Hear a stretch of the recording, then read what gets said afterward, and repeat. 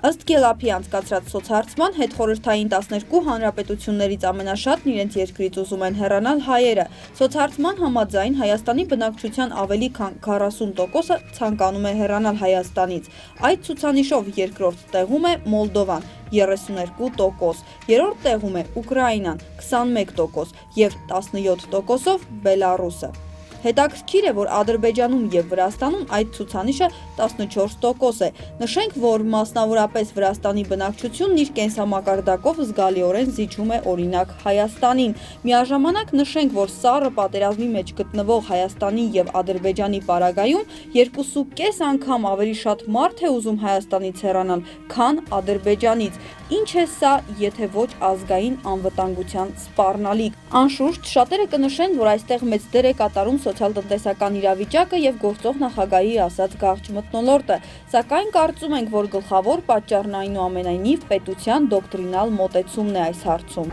Պատճառը օբյեկտիվ, սուբյեկտիվ, աշխատանք չլինելու խնդիրը կա, ցավոք առաջնահերթը դա է, առաջնահերթը։ Երկրորդն երևի կարևորագույնը հենց սոցիալական բլոկի հարցերի շուտապույտ լուծումն է, որովհետև եթե մեզ մոտ աշխատատեղեր ստեղծվեն, մարդիկ ստիպված չեն լքի երկիրը մի կտոր հարց է դարձել մասնակցելու համար։ Իսկ թվում է դա պատճառը։ Հեռանում եմ, կարելի է ապրել այս երկրում։ Ոչ մի օրենք չկա, ոչ մի բան չկա։ Չգիտեմ, իրս արտահայտություն շատ։ Անեն ծնանում, որ իրար ճարտը, իրար սպանը, մենակ իրանք առավ կնան, իրանք գործի համար։ Կարևոր կենսականն է, աշխատանքը, մի կտոր ընտանիքը պահելը և այլն, կոմունալ ծախսերը ժամանակին մուծելը և այլն։ Այսինքն դուք ևս դժգոհ եք ներկա սոցիալական իրավիճակից։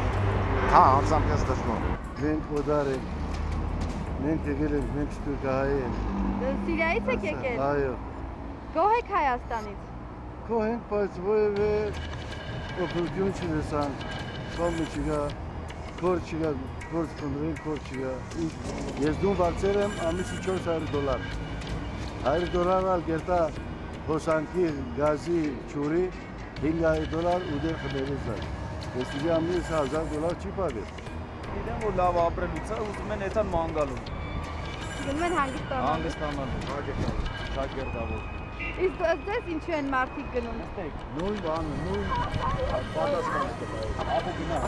վատ վիճակից, ժողովրդի սոցիալական լավ վատ վիճակից։ Գաղտնիք չէ, որ Տիգրան Սարգսյանը, երբ 5 տարի առաջ նշանակվեց վարչապետ, իր գլխավոր դոկտրինը դարձրեց այսպես կոչված հայկական աշխարհի իրագործումը, համաձայն որի կարևոր չէ, թե ինչպիսի ուղղվածություն պետք է ունենա պետությունը, դեպի արտահանման, թե դեպի ներմուծման, այլ կարևոր է համահայկական կապերի ամրապնդումը, որտեղ էլ որ հայերն ապրեն աշխարհով մեկ, եւ որում ըստ նրա անխուսափելիորեն նվազում է Հայաստանի որպես պետության դերն այդ համակարգում։ Դժվար չէ կռահել, թե ինչպիսի հետևանքներ կարող է ունենալ այսպիսի քաղաքականությունը։ Միայն հիշեցնենք, որ վերջերս Վազգեն Մանուկյանը նշել էր, թե Տիգրան Սարգսյանի ձեռքերը պետք է ազատել, որպեսզի ինքը կարողանա լիարժեք գործել։ Թե որքանով են կապված Տիգրան Սարգսյանի ձեռքերն այս հարցում, տեսանելի է ողջ հանրությանը, որի արդյունքը ցանկացած տեսակետից պարզապես աղետալի է։